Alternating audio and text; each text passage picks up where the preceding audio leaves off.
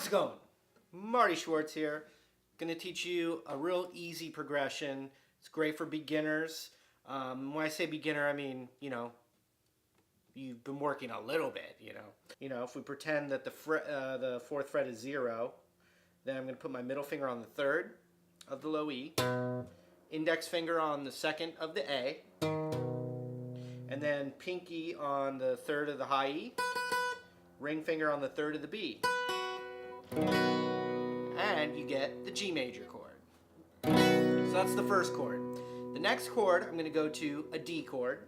So ring finger on the third fret of the B string, middle finger on the second fret of the high E, index finger on the second fret of the G. But if you can do this, this is really what's going on. The thumb is wrapped around the second fret of the low E string.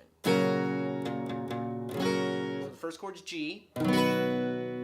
Second chord is D with the thumb wrapped around the second fret. So it's called D/F sharp. Then we're going to play an E minor 7 is what it's called. And basically, what we can do is keep the ring and pinky down where they were for the G chord, but then have our index finger on the second fret of the A string and middle finger on the second fret of the D string. You have this full, luscious sounding E minor 7 chord. And then the last chord is called a C add 9. So the pinky and the ring finger are going to stay in the same spot. Middle finger goes to the third fret of the A string right here. Index finger goes to the second fret of the D string, and now this is called a C add 9.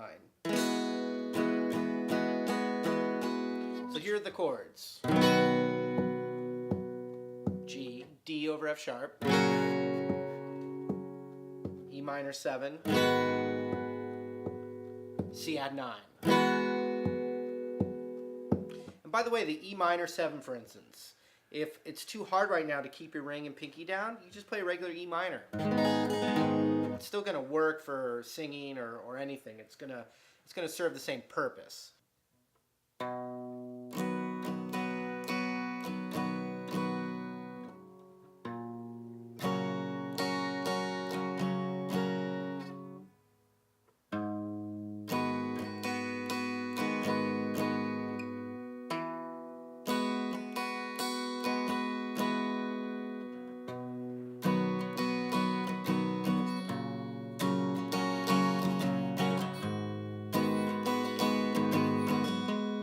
Alright.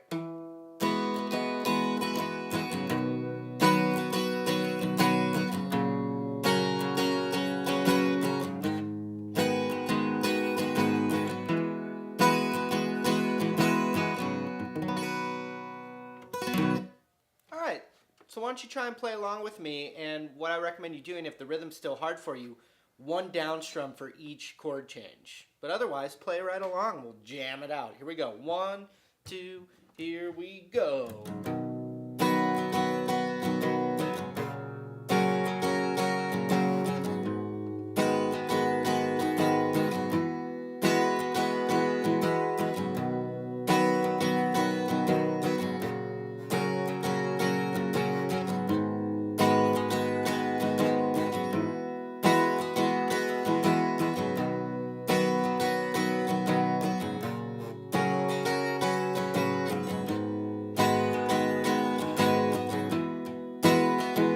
One more time.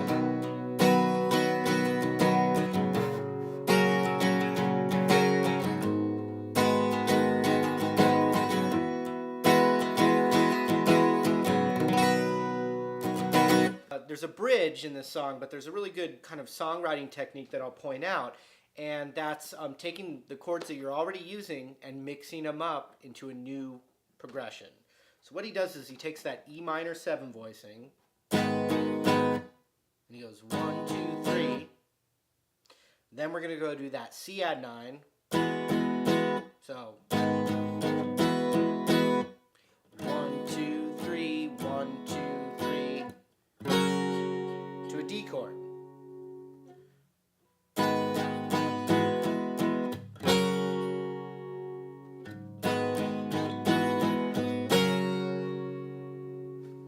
Not too hard, but a totally different thing now.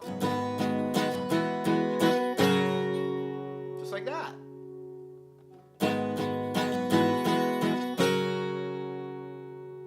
Now you have a whole new part with the same chords, everything's the same, and that's it.